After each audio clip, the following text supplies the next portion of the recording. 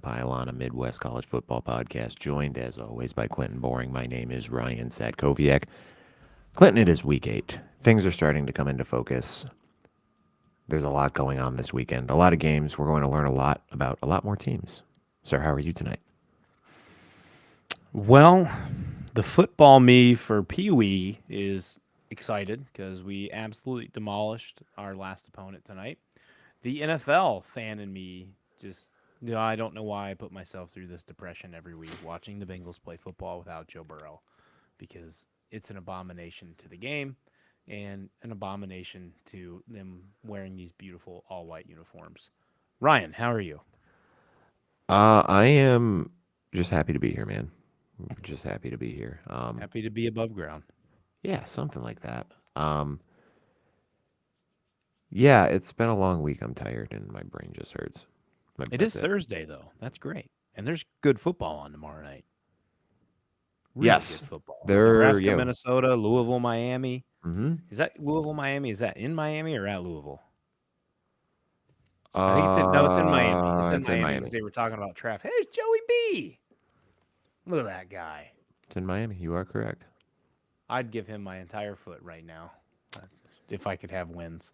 Anyways, yes, because Yeah. they were talking about the traffic because the game's like a 7 o'clock start and rush hour in Florida traffic is like 4 to 7 and it's so bad. So bad. Having lived there and driven that shit down at Force for our last clinical, it is rough. I believe it. Yep. Um, was that it? That was the end of the story. Yeah, that's it. I'm ready to cook. I My want to bad, talk man. Trojans and Irish. Let's do it.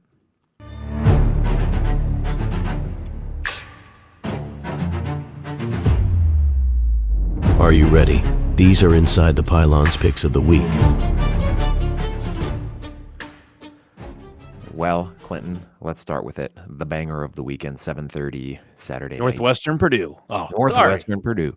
I don't even think we can call that the toilet bowl anymore because those teams are not the worst teams in the Big Ten. Ohio State's playing the toilet bowl. Wisconsin. Yeah. So is Iowa. But 7:30 Saturday night, NBC. The battle for the jeweled Shillelagh, USC at Notre Dame. Let me actually check this line right now because this started. I don't remember if it started at 7.5 or it started at 8.5. But as of my writing down here, it got up to 9.5, and I think that is where it still stands right now. Yeah, it is still at 9.5. A little bit of a surprise for some people. I think the spread was this big, Clinton, but I'm not entirely surprised if you look Ours at a is lot of. even bigger. We have an Yeah, alternative spread. yeah, we're betting the 17 because Ryan Clinton, was it's overconfident. Clinton. It's not overconfidence. It's what's going to happen. Lock of the week. I just wanted to get that out of the way. Why don't you start with your keys for the game because I got some stuff to say on this one. Well, first off, Ryan, what's the weather update? What's the latest weather? I don't think it's changed since we talked on Tuesday. I Okay. think it's still supposed to be mostly raining. It sucks. Part of the reason too is I don't really care which team it favors, who it doesn't. I want to see both these offenses cook. Like I want to see as a random spectator, I want to see these teams go up and down the field, and let's put some points on the board. Let's see who can outshoot who. Looking at this game, man, this is there's a lot on the line. Trojans and Irish, both their playoff hopes rest on this game, especially Notre Dame, given that they had the general thought of essentially playoff lock come into the season, where USC still had to do a little bit more. USC only has one blemish, Ryan. It's a last-second field goal to Illinois. Notre Dame's 2 blemishes, but that's Miami and A&M. USC's best win, Michigan. Notre Dame's best win, Boise State, would you say? However, Yeah, probably. the 3 keys for me. Number 1, has the Irish defense truly improved?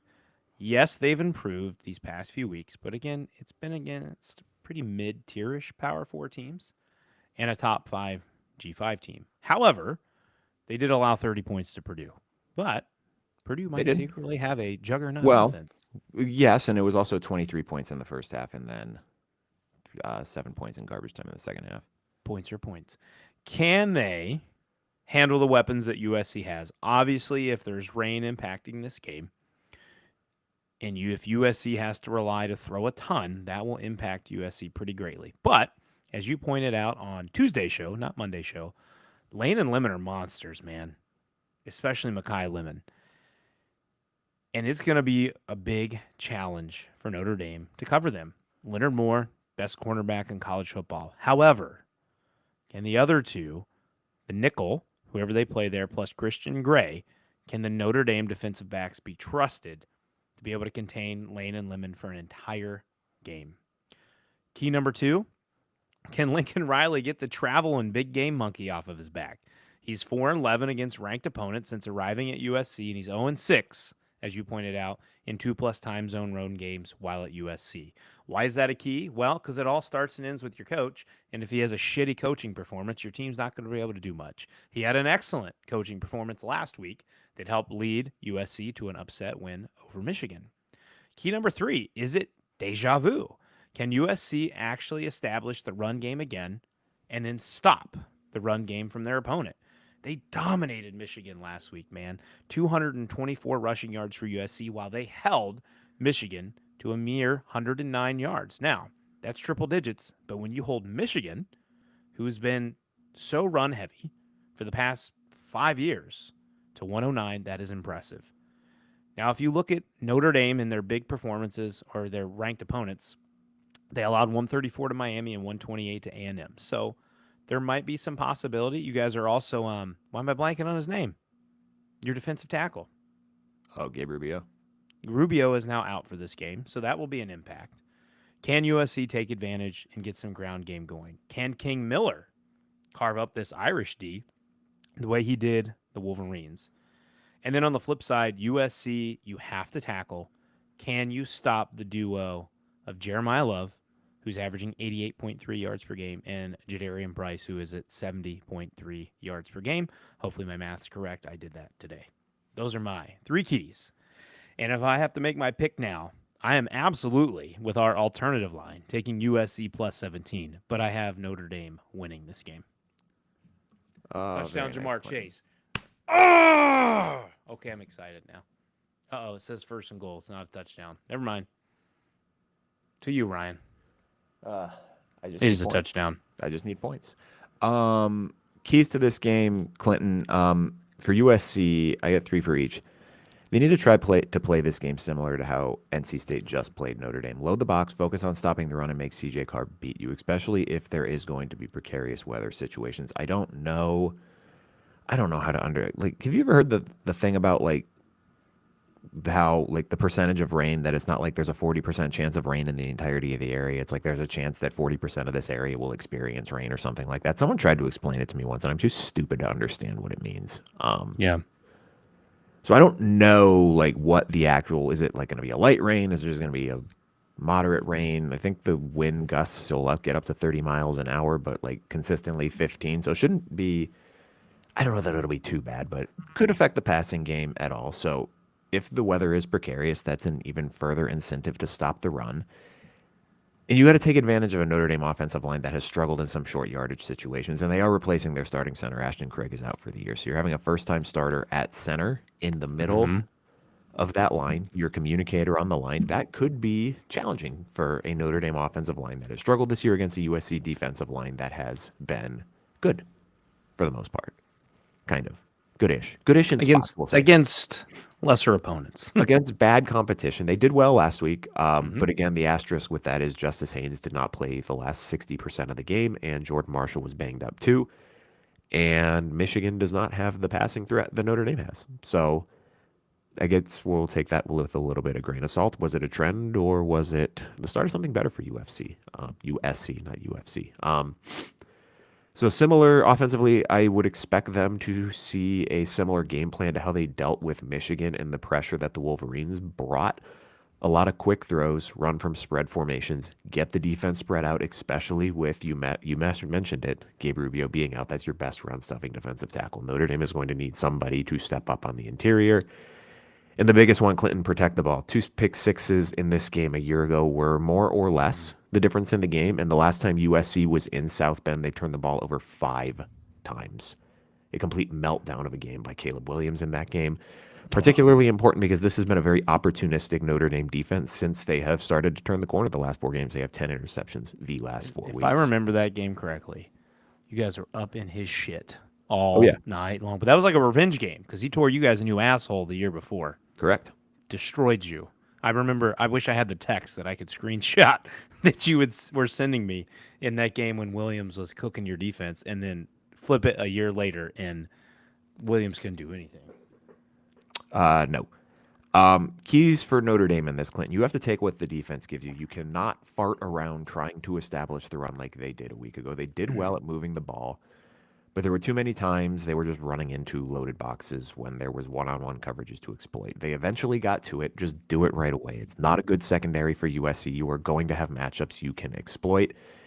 And the biggest thing is you can't be leaving points on the board. They've left 6 to 14 points on the board in the first half last week with their utter red zone incompetence. You can't do that in a game against an offense like this.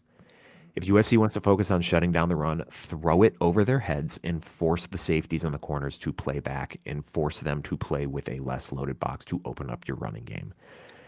Secondly, Mekhi Lemon is going to get his. You are not going to shut this man down. He is a fantastic football player. He is going to be outstanding in the NFL next year.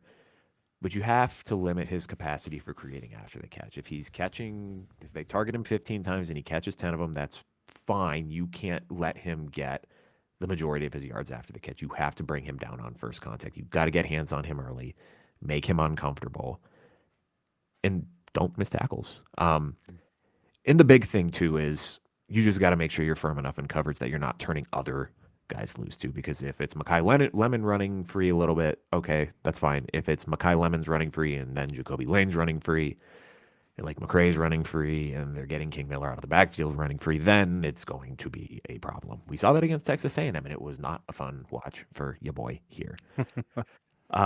Last one, you can't let USC run the ball like they did against Michigan. Shut the run game down early, get some licks in on King Miller. It sounds like their freshman running back, Brian Jackson, maybe I think his name was, is going to be back for this game, but they are still thin at the running back position. Hit King Miller early, get them out of their rhythm in the run game, and make Lincoln Riley squeamish to run the football. If you can take away the run game from USC, you are going to have a fantastic chance to run away with this game. But if you let USC run for 175 yards, they're going to be with you the whole damn way. You have to win the battle on the line of scrimmage in this one. I think they're going to do it, Clinton. I think this is I don't want to call it a revenge spot for Notre Dame because they won this game last year, but I think there's a lot of out for blood mentality with the fan base. I think there's a lot of out for blood mentality with the players. I think they're going to take an opportunity to run up the score in this game if they can get it. And I don't know that they're going to get a chance to run up the score like they did 2 years ago, but I do think they will win this game handily. Lock of the week, the Irish, -17. So that's our first ever alternative line on this show. Yeah, and I may or may not have emotionally hedged bet USC money line. So if I lose, I still win. It's the old my brother-in-law special. Dude, I Pick did that. one and root for the other, and I you're was happy either way. so mad going into this game 2 years ago because it was the week after they shit their pants against Louisville. I'm not a big bettor. I don't know if I've talked about that. It's like $5 to $10 a pop. Like those are my bets. Mm-hmm. I put $50 on USC to win that game 2 years ago, and I'm like, you know what? If I have to pay $50 for my team to beat a 6-0 top 5 team, I will happily do it. There you go. I didn't put that much on it this time, but a little bit. Let's go kind of, I guess, chronologically, Clinton, the rest of the weekend, because there's some interesting matchups in here, but I don't know that there's anything that quite comes to the same level of this one. So let's go Friday night, 8 o'clock on Fox. Nebraska, a 7.5-point favorite at the Minnesota Golden Gophers in this one, Clinton, a game that we almost went to, but it is all Sam's fault that we're not going. I'm not telling her that.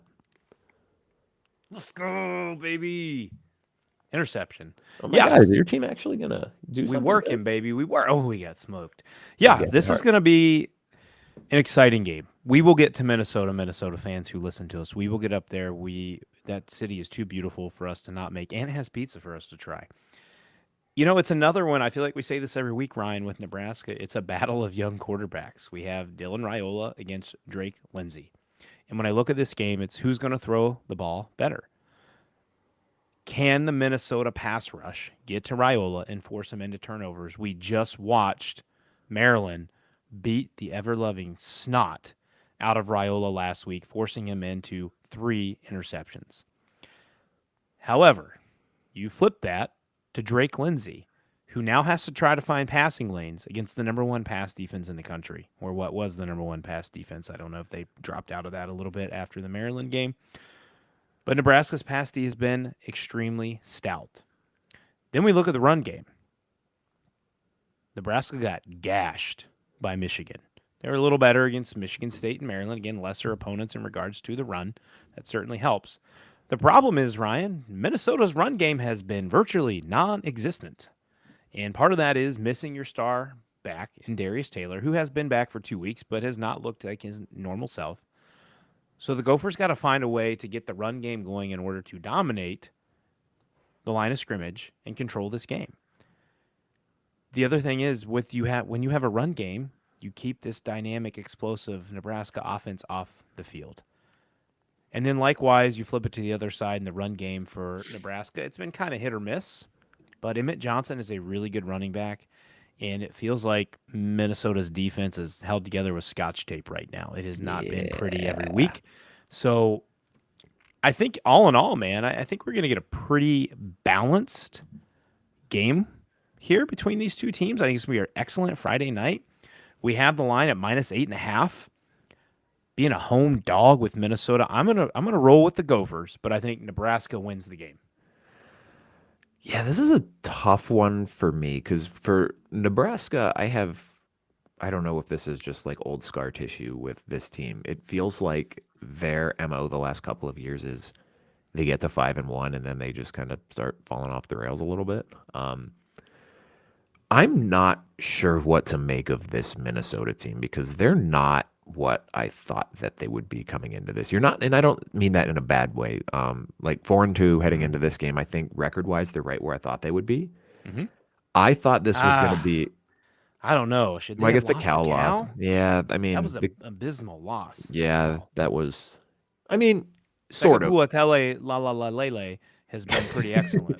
I think like in the moment, it felt not maybe as bad as it's looked with what Cal has done since, given that JKS has had that first. I mean, he's still good, but they really came out of the gates roaring this year, and then they got smacked the week after, and it's like, oh wow, that's not a great look for Minnesota.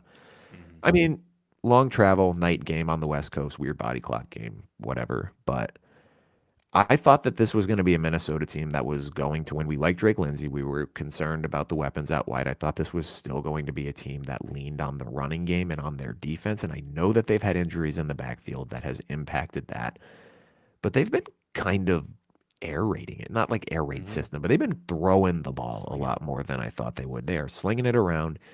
And kind of like we talked last week with Nebraska against Maryland, I worry for the young quarterback against this Cornhuskers pass defense, which is still, even after giving up, 250 pass yards a week ago to Malik Washington, they're still tops in the country in yards per game. They've still got that statistical profile. So I don't know if Minnesota has a better passing game than Maryland at this point in time. Who's to say, I guess. It's kind of a toss-up looking at quarterbacks. Malik Washington has just been so good. Yeah, I think he's been his arm. He does not have as big of an arm as Drake Lindsey does. He's also not 6 foot. What? He's 6? not. No, yeah, he's not. Well, he's 6'5", 230. He's still pretty big. There's two big boys. I don't know, man. This is a tough spot going on the road here. I think Nebraska wins, but I think I'm going to kind of tail you on this one and say that Minnesota keeps it close. And I'll take Minnesota to cover, especially if we're going at 8.5 here. I think if we had it down somewhere like a 3.5, I'd feel a little more comfortable taking Nebraska. That's a big home dog. Yeah, and I mean, and I think too, because I think I'm picking the spot here more than anything. I think with that home environment on a Friday night, it's going to be a great atmosphere. I think that keeps Minnesota in the game. Maryland's defense is pretty good. Maryland's had a pretty good defense this year, and Minnesota's pass defense just has not been it. They did well last week against Purdue, shutting down Ryan Brown. I think that was a season low in passing yards, actually. But it was also a Purdue team that moved the ball exceptionally well on them. They just couldn't finish drives. And credit to the Minnesota defense. They forced 3 interceptions in that game. But they did allow Purdue to run for 250 yards, and especially with Emmett Johnson feeling himself, that feels like a potential matchup that Nebraska can exploit in this game. And I do like Nebraska's receivers a lot better than Purdue's. I think Purdue's got a couple of guys out wide who are good players, but I like the trio of Isaiah Hunter, Dane Key, and Ja'Cory Barney. So I you know hope what? Emmett Johnson keeps feeling himself because I need him in fantasy, baby. I need it. Let's go to 12 o'clock Fox, Washington at Michigan. The Wolverines, Big noon. 5.5-point favorite. Our favorite, Clinton, the West Coast team playing a 9 o'clock local time game. Somebody save us. Somebody save us. I got keys for Washington in this one. You don't necessarily have to start fast, but you can't start slow, which now that I say that out loud, that sounds kind of dumb, but Almost like a double negative. yeah, like you don't need to come out and rip off 14 first quarter points, but you can't start the way that you did against Maryland. Yeah, because we know the can't body start clock the same theory. way against Ohio State either. Yeah, right. And I mean, we know the body clock theory. It's early for them, and I know Maryland has a much improved defense. Are we sure at this point in time that Michigan definitively has a better defense than Maryland? I don't know, maybe a little bit, but the issue is if you fall behind 2 scores against Michigan, they're a team that can just take the air out of the ball and kill the clock on you in a way that Maryland could not. So that is the danger for Washington in this one. And the big one is you have to stop the run. Whether or not Justice Haynes plays, I checked today, said questionable for this weekend, so who knows if he definitively goes. But it has to be priority 1, 2, and 3 for you is shutting down the Michigan run game. Bryce Underwood has shown that he can beat you, but it's not as consistent as the run game has been. Like there's flashes with Bryce Underwood. I like the way that Andrew Marsh is starting to break out a little bit. We saw it 2 weeks ago, Donovan McCulley against Wisconsin, but then he reverted to the joke I had with my coworker. Donovan McCulley is good for 3 catches and 35 yards. And then I looked at his game log. He has 4 of 6 games with 3 catches and 4 of 6 games between 30 and 40 yards receiving with a couple of outliers in there. So they got guys that are kind of starting to emerge in the pass game. But again, you're still at a point with this Michigan pass game that you have to force that to be the thing that beats you. For Michigan in this game, you have to be better at defending the run. You were not good at doing that last week, and Jonah Coleman and Damon Williams are a much different challenge than you got versus USC a week ago. I don't know that the passing ceiling is definitely not as high as USC. That's one of the best passing attacks in the country, and maybe that helps some. You don't have to kind of divest as many resources into it, but you're struggling tackling against, no disrespect to King Miller, a walk-on third-string running back last week. What the hell do you think Jonah Coleman's going to do to your defense? He is a bowling ball of pure mass.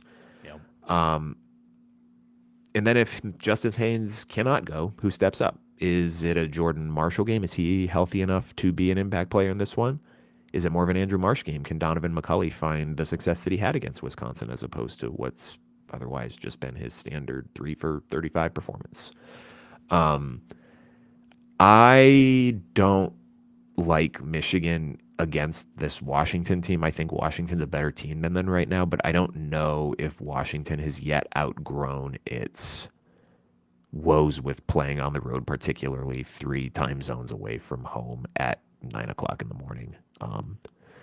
That's my only concern in this. And that's not a great place to be if you're Michigan, if the case for you winning is, well, the other team's in a shitty spot from a schedule standpoint. But you know what I mean? Like, I don't know that I really buy this resurgence from Washington on the road based on what they did against Maryland, because credit to them for coming back, but they should have lost that game. Mm-hmm. Yeah. They just talked about it on the Solid Verbal today, man. Like, Jed Fish just does not get this team up to play on the road. They struggled mightily last year, especially when they went across the country. And you're virtually doing that again against a Michigan team who is looking to bounce back. So my first big piece for this one is, can Michigan replicate what Ohio State did and be able to slow down Damon Williams? Clearly, Rutgers couldn't, and I'm not calling Michigan's defense Rutgers defense because we know that it's very much better. But Ohio State has freak athletes everywhere. And the only thing right now that I've seen freakishly athletic for Michigan is Barham off the edge. Yep. You have to have your D-line to be able to play contain to keep Williams from eluding you and getting outside and rushing for 130 plus and change last week like he did. Oh, here it is right on my face. 402 yards passing, 136 yards rushing. So Michigan has to find a way to at least have some semblance of a defense to slow him down. And you already mentioned it, Ryan. This is another piece for me. The combo of Williams and Coleman is just going to be too much for Michigan's defense. Williams is such a dynamic threat, but Jonah Coleman is arguably still the best running back in the Big Ten. He's not going to get what Justice Haynes and the Michigan running backs get, where he gets a chance to get 20 carries and 200 yards every week because he has Damon Williams and Denzel Boston on that team. Mm-hmm. However, Michigan just had a walk-on freshman straight cook them. Yep. Jonah Coleman has 518 yards on the season and 11 touchdowns. He's very good. I would be willing to bet a player prop bet that we can't do in Ohio that Jonah Coleman has over 100 yards in this game.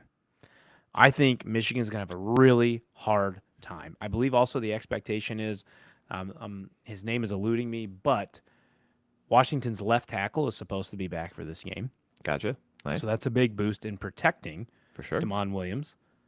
And then on the last piece for me, can Michigan get their offense going against this Washington defense? The Washington defense has been kind of hit or miss.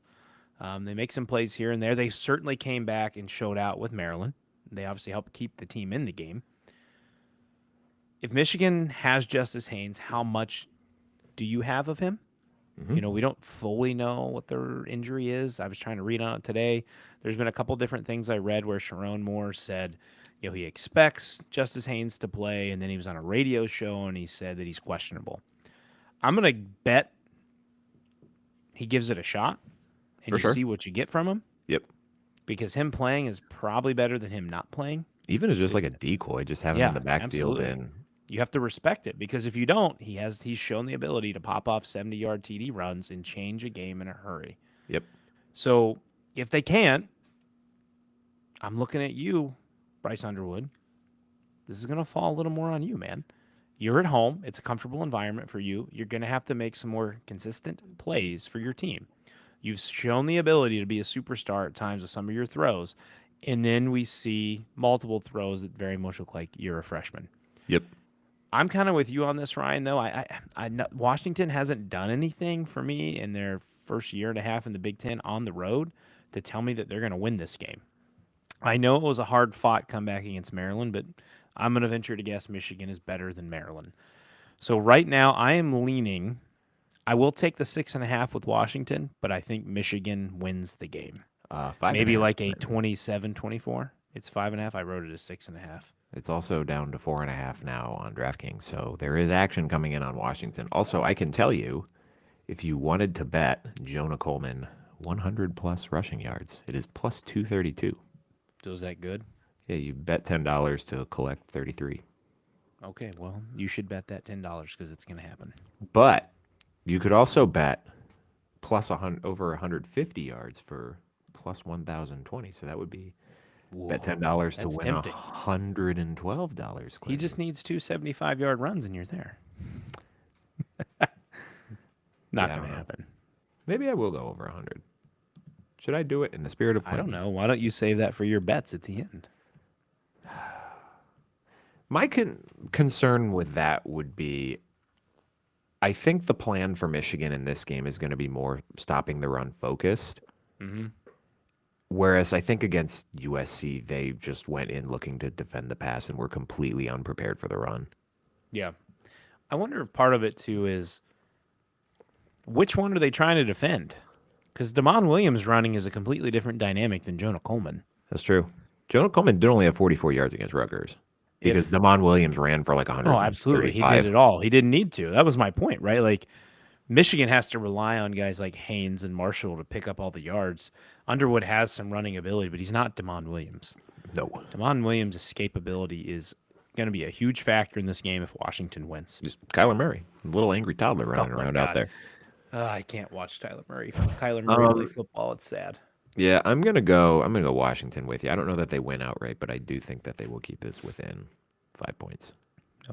I don't know. I don't feel great about it, but Keeps their playoff hopes alive, and it pretty much ends everything for Michigan this year. If Washington wins this game, they better be ranked next week. Better be ranked, Or I'm because gonna if they be- were 5-1 in the USC or in the SEC right now, they'd be top 15. Well, Clinton, they will jump USC in the polls because USC is going to lose this weekend. There you go. Heard it here first. Let's go 3 o'clock Big Ten Network. The Boilermakers of Purdue at Northwestern, fresh off of their upset of the Penn State Nittany Lions, technically an upset. Northwestern a 2.5-point favorite in this so game. Crazy. I can't believe that either. This feels, Clinton, like a prime letdown area for Northwestern in the juiceless mistake by the lake. Coming off the big win against a pretty competent Purdue offense, at least. The defense still isn't. They took a step forward last week against Minnesota. Better. They Still didn't kind of win the Swiss game. cheesy. They did not win the game. They did give up 14 points in the fourth quarter to lose, but I think they only gave up like 260 yards, 280 yards, something like that. And I don't know that I like Northwestern's run game. I like Caleb Komalafe. I like Joe Hyman. Mm-hmm. Preston Stone has shown against lesser competition that he can be better. He hasn't And they do turned have a a stone in a few weeks. They do have a playmaker out wide. Is it wild that I wrote something in here at one point about Griffin Wilde? Oh yeah, I'll talk about it later. He's a good player, man. I enjoy watching him play football. I think he could have a big game in this one, but I am going to take Purdue to win this game outright, Clinton. I think they are going to shock Northwestern. I think Northwestern's probably riding pretty high off of that win, and I think this is a prime letdown area. Again, we're picking spots here where I'm not necessarily saying Purdue's overall a better team, but I do think they'll get Northwestern in this one. And if they don't, good for Northwestern, because I believe that will make them 5-2 on the year. You just got to win one of your last 5 to get to a bowl game, man. So good for the Wildcats if they do get this game. But I'm going to take Purdue. Al Davis said it best: "Just win, baby, win." Hell yeah. So I look at this game as the pesky Boilers versus the are they actually good Wildcats? Coming off a huge win against Penn State last week, a season-changing potential win to ride that momentum. Northwestern has to find a way to limit Purdue's passing attack, which hit 300 yards in 4 straight games, I believe. However, last week, the Boilers struck gold in the run game against Minnesota and rumbled for a 253-yard day. The Boilers have some explosive ability on the offense. When you look at Northwestern, Ryan, they need more mistake-free football. Guess what? They found out. If you stop giving the ball to the other team, it's a lot easier to win. Go figure. Let's go back a month to that Tulane game. You might not win, but you have a little better chance. They've only been hit with just 4 flags per game on average, and they've only turned it over once. Count it, folks. Once in the last 3 games. So if Northwestern and Preston Stone can continue to play turnover-free ball, I like their chances here. However, I think Purdue finally catches a break here, and I like them plus 2.5 and to win outright. I think their offense is going to be a little too explosive. Maybe there's a mini hangover from Northwestern with that win over Penn State. I like the Boilermakers to take this game, Ryan. Wow, you're stealing my picks here, Clinton. 3:30. Actually, sir, I had mine wrote in first, if you look at the document. That's fair enough. Well, So you're stealing my picks. 3:30 on Peacock.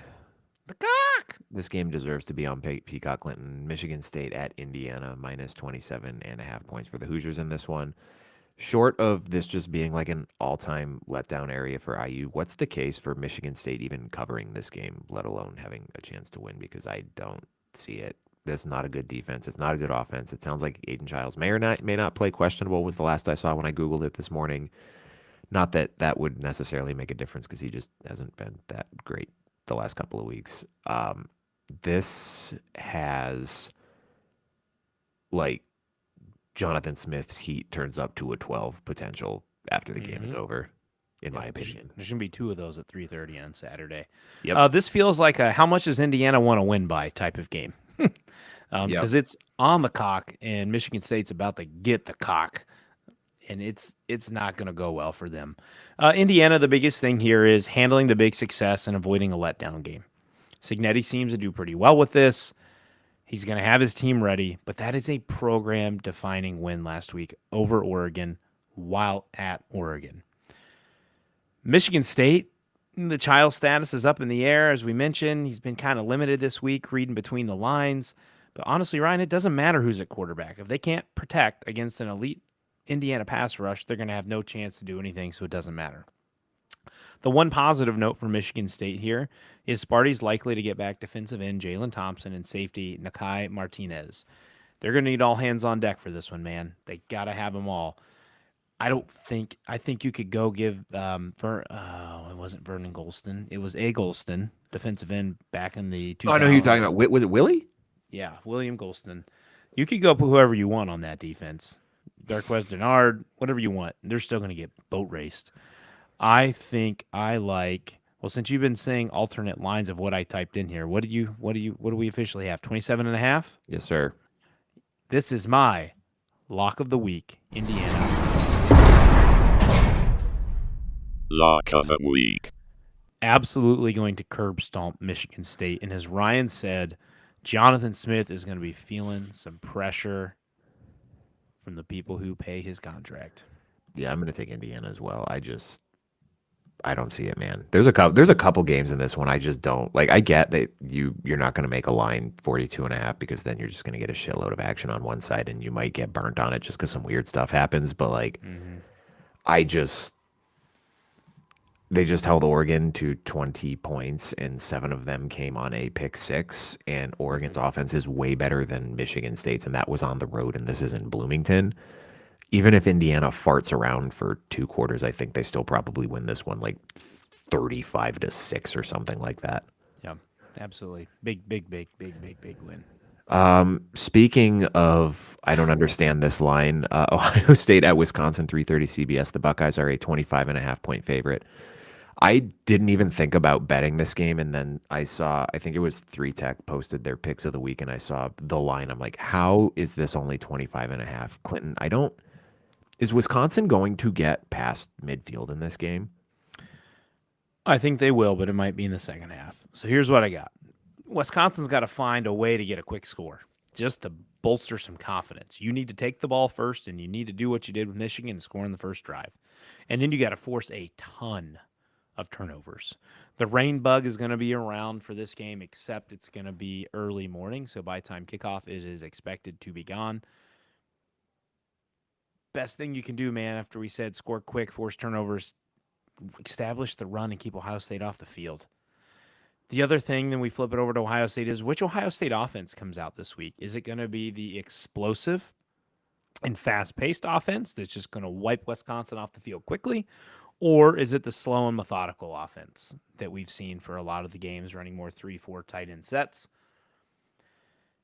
Ohio State sounds like, Ryan, they're just continuing to tinker with things and find things they need to work on in these type of games to prepare for, I guess, potentially a Penn State, but definitely Michigan and beyond that.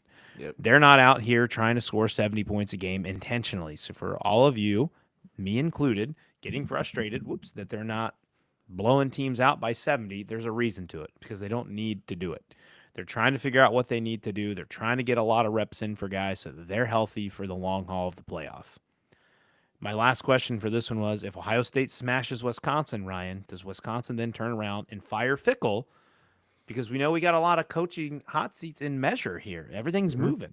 Yep. So Wisconsin's going to have to feel some pressure that they need to jump into this. And it's the same thing with Michigan State that we just talked about. Do they need to get on that train and get the ball rolling as well to potentially find a replacement?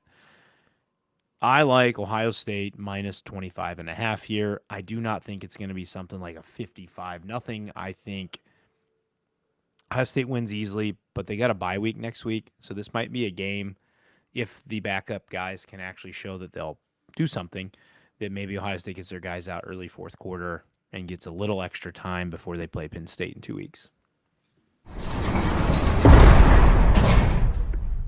Lock of the week. You're getting 2 locks of the week for me today. Again, Isn't that your third? No, You had Notre Dame, you had Indiana, and now you have Wisconsin? No, I You didn't do log out Indiana? by you. No, I Okay. didn't log out by you. Yeah, you I easy was with like, that. Easy good with Lord. that shit. Easy with that. How many shit. locks of the week you want? No, I locked 2 last week. I went I 2-0 on my locks last week. Or wait, was it 2 weeks? I don't fucking remember. I did 2 last week, I think. Yeah, I locked up IU last week, and I locked up Ohio State last week. So now I'm locking Keep up Notre locking Dame my and Ohio team State. up because they do pretty well when you lock them up. Clinton, Ohio State is one of 3 teams in FBS that is undefeated against the spread this year. I think they pushed 1 game, but they're otherwise 5-0. I don't remember who the other two teams are off the top of my head. I think one is Texas Tech. It doesn't matter. But this feels to me like it's going to be kind of like the Minnesota game where Ohio State just scores without really trying. And then maybe they gave up a couple field goals and it's going to be like 40. I agree with you. I don't think they're going to blow, I don't think they're going to do what they could actually do and come out and just absolutely embarrass Wisconsin. But I think they're going to, with Minnesota, I could see how Minnesota would move the ball. I have no clue how Wisconsin is going to move the ball in this game, short of Ohio State just not showing up to play. Going to need a hope in her. Apparently, so that won't happen because apparently when Ohio State went into the locker room, or Ryan Day came into the locker room after the Illinois game, they had 9 penalties last week. Day was kind of pissed about those things. Day didn't have to yell at the team because the team was pissed when he came into the locker room because of how the game finished. They were already mad. So the word has come out that Day actually had to encourage them to celebrate winning a game and winning the Illinois because the team was so pissed off with how they played. So if I'm sitting on the Badgers sideline, I'm probably not thrilled to draw this team this week. I think it's going to be a bludgeoning. I'm with you.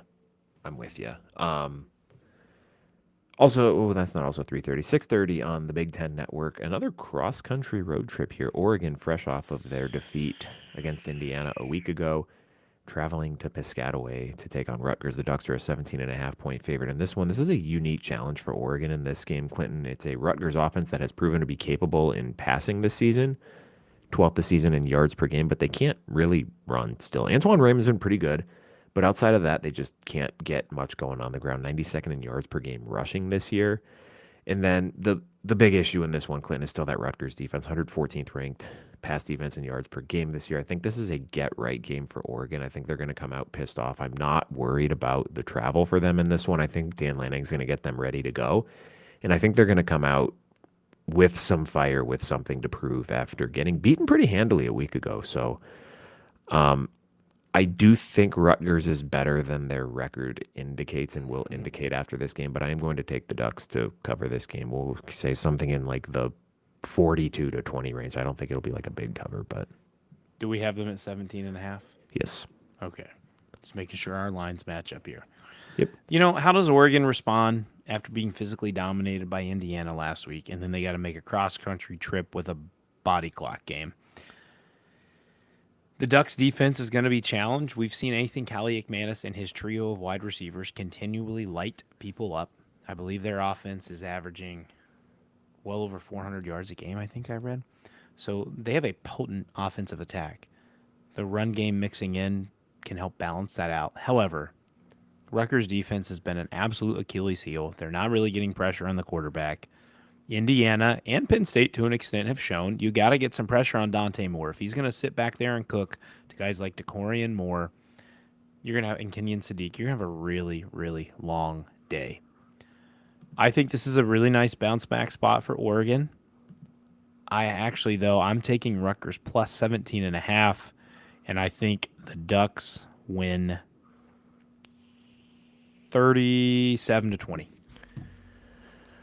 Oh, 7 o'clock Peacock, Clinton, a game The cock! that also belongs on Peacock. Penn State at Iowa. Iowa a 3.5-point favorite. If I told you 4 weeks ago, this wouldn't have been on Peacock. I was just about to say, if I told you 2 months ago that this would be the point spread heading into this game, would you have thought more that, holy shit, Iowa is finally realizing that playoff potential? Or what actually ended up happening, wow, Penn State sucks.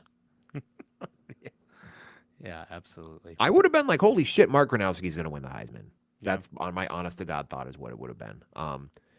I think this is a tricky spot for Iowa, not because of the kind of dead cat bounce that we saw with UCLA, which apparently the dead cat bounce was they got a better offensive coordinator. But I do wonder now with Drew Aller out and Penn State's season basically over, if they just start throwing some weird shit at the wall to see what happens. Are you going to mix up personnel on offense, or it's going to get some of the young receivers out there playing to see if they can make some plays?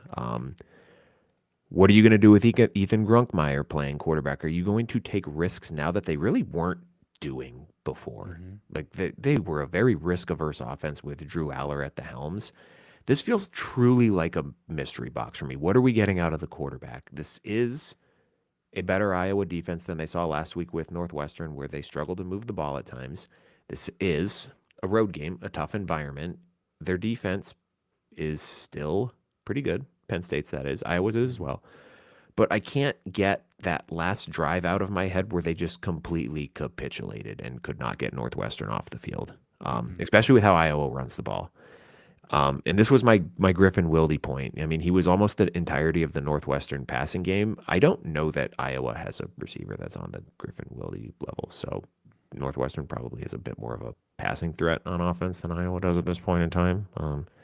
Not saying, just saying, but I don't know, man. I don't know. I'm going to pick Iowa. I'm not going to overthink it. At home, a wounded Penn State team. Too much new. This feels kind of like Florida State last year, where it kept being like, there's no way they can be this bad, right? And then it just kept getting worse. I don't know that it'll get that bad. I don't think it'll get that bad, but I don't like this spot for Penn State at all. You lose this game, you're staring down the barrel of 6-6. Yep, for sure. A night game at Kinnick is not the place you want to be after 3 straight losses if you're Penn State, while breaking in a new quarterback. That is not the place you want to be. So, looking at that, how does the Penn State offense look with Grunkmeyer? You already alluded to it. Do they continue the same stuff that they were doing with Aller, or do they let them just say, hey, maybe there's a miracle, we go 9-3 and somehow we sneak into the playoff? Who knows? The Iowa defense, though, we know they're going to look to confuse Grunkmeyer being a first-time starter, and they're going to force turnovers. And if Penn State gives them too many turnovers, this game's going to get nasty for them quickly. Biggest thing for Iowa I'm looking for is, can your offense find a rhythm against the Penn State defense? UCLA and Northwestern have had no problems doing that. Maybe Iowa takes the game plan of UCLA and runs a crap ton with Mark Gronowski. Jim Knowles has to batten down the hatches on defense, man. You're getting paid too much money to be getting beat in 3 straight weeks by offenses that are lackluster. You have to find something here. But Ryan, I'm right with you, man. I'm not overthinking this. It's at Kinnick at night, even though it's on the cock. I like Iowa -2.5 here to take this win, and Penn State, unfortunately, to lose 4 straight. And then they're heading into a bye week. And then facing them on the other side is Ohio State, followed by Indiana. Clinton, let's be honest with each other. If Penn State loses this game, they are going to be 3-6. That means you have to beat Michigan State, Nebraska, and Rutgers just to go to a bowl game. I don't know that they are going to be capable of doing that. Don't know if we can do that. Yep. Tough times, man. Tough times. Last one from Big Ten land here, also 7 o'clock on FS1. Nice that we don't get a late start on this one. Yeah. We don't have any super late starts this week. Maryland at UCLA. Games on FS1. I don't remember if I said that. UCLA a 3.5-point favorite in this game. Similarly, Clinton, if you told me 2 months ago that UCLA would be favored in this game, I don't know that I would be surprised, because I would have figured just that Maryland was buns. But it's kind of wild where this spread is at, given how Maryland has looked this year and how UCLA started the season. Because even though Maryland has lost 2 straight, I get the road thing. This is a tough road trip for them. Long. I think this is within the continental United States. I can't imagine a much longer road trip than this, going from Maryland to Southern California. Mm-hmm. Maybe if Boston College went to Southern California, but that's about it. But Maryland's still playing pretty well, but UCLA has been really freaking good on offense the last 2 weeks. And this is a good Maryland defense. We talked about it a little bit with the Nebraska game, but this is a unique challenge with the way Nico's playing, the way that they're getting some receivers to step up, and the way that they have been running the ball a little bit better the last 2 weeks too. I just don't like the cross-country aspect for Maryland here. It's off back-to-back tough losses that you took. Yep. You had one in the bag against Washington. You choked it away. You had a chance late, I believe, to pull it against Nebraska and didn't get that one. And now you got to fly across country against arguably the hottest team in the Big Ten. And that's no joke. When you beat Penn State and then come out and massacre Michigan State on their homecoming, you would be considered the hottest team in the Big Ten. Well, can UCLA just continue the hot streak, man? How does Nico continue? I'd give Indiana the nod to that one, but I get what you're saying. Yeah, but given expectations of where we were with UCLA, we thought they were dead in the water. Yeah. I like Maryland a ton, but again, here we are. It's October, baby. It's not September anymore, and the Bruins so true. are red hot. So give me UCLA over Maryland in this game. I think it's another close game for Maryland, and it's going to be enough that we continue to look at Loxley and be like, he had a 4-game great start. He's got a really good young quarterback, Malik Washington. We need to build around him with weapons and a better run game to help for next year. But I like the Bruins in this spot. I will say, Clinton, if UCLA does manage to win this game, there is an outside chance that they can get to a bowl game. I thought you were going to say the playoff. No, I'm just No. Well, I mean, if they win Playoffs? this game, they still do control their playoff destiny because they still have Ohio State and Indiana on there. UCLA playoff hopes are still alive. Could you Technically. imagine? That would be insane. I honestly I am not saying this to root against your team. I kind of want to see it happen because that would be unreal. Ryan, I can promise you that's not going to happen. I know it's not, but just think of the Tennessee fan meltdown if I might be willing to Nico give you an alternate line in the Ohio State UCLA game. if UCLA finished 9-4 and made the playoff because they won 9 consecutive games after starting 0-4, and everyone in the country was like, "This team's not going to win a football game this season." That would be truly At that point, you're just putting them insane. in to put them in. Let's see what happens. Yeah, man. I mean, you're not beating Indiana, you're not beating Ohio State, but if you win this game, could you upset Nebraska, Washington, and USC to end the season? I mean, Certainly feasible. could happen. I'm just gonna take UCLA and roll with the hot hand. Hello, dog. Again, a spot thing. I don't like the long road trip from Maryland. I don't like. Oh, did you get rained on? Why's your butt wet? Hi. I don't like the spot for Maryland. That's all. I agree. That's all. Absolutely. Those are the Big Ten games, Clinton. Let's hit. I still need to make a damn Mac Minute sound. I haven't done that yet. The Mac Minute here. We got Eastern Michigan at Miami. The Redhawks are a 13.5-point favorite. Eastern's actually playing a little bit better, though, the last couple weeks. Clinton, give me Eastern to cover, but I think Miami wins this. I think Miami smacks them. Give me the Redhawks. Central Michigan at Bowling Green. The Falcons are a 4.5-point favorite. I know I've referenced this on this show before, but the advanced stats deserve to win-o-meter for the Bowling Green Toledo game last week, it was hilarious because net success rate, Toledo killed Bowling Green and lost the game because of special teams and stupid mistakes. I don't want this to happen, but I think Central win this game outright. I think this is going to be a pretty big letdown spot for BG. I like Central to win this game as well. Kent State at Toledo, the other side of the Battle of I-75. The Rockets are a 26.5-point favorite. I think they beat the shit out of the Golden Flashes in a we're really angry and are going to take our rage out on you spot. Big Chip Trainum game here. Toledo minus 26.5. Buffalo, a 16.5-point favorite at UMass, who is bad. And Buffalo actually hasn't been super impressive this year to me, at least. Still relative top to the MAC. expectations, but they keep winning. UMass isn't very good, so give me Buffalo to cover. Buffalo, big. Northern Illinois at Ohio. The Bobcats a 10.5-point favorite. The Bobcats are not making me a happy camper this year. They have not looked very good in the last couple weeks, Clinton. I think they'll win, but I'm going to take NIU to cover just because I don't trust Ohio to win. Do have two good things right now. They're back home. They've had the bye week. I think they clean up the bad snaps, which have been a problem all year this year. Reared its ugly head against Rutgers. And I like OU minus 10.5 in this game. Big Last Parker one. Navarro game. Akron at Ball State. The Cardinals are a 1.5-point favorite. I don't have a clue here, man. I'm just gonna take Ball State. I'm taking Ball State fresh, hot off their OU victory, man. Let them run it back. Give me the Ball State Cardinals. 2 weeks ago, but That's fine. I'm still fresh. It's still fresh in my mind. yeah, that was bad. Fresh in my mind too, because I thought Ohio was gonna clean their clock, and I bet on them, and they did not. Speaking of bets, Clinton.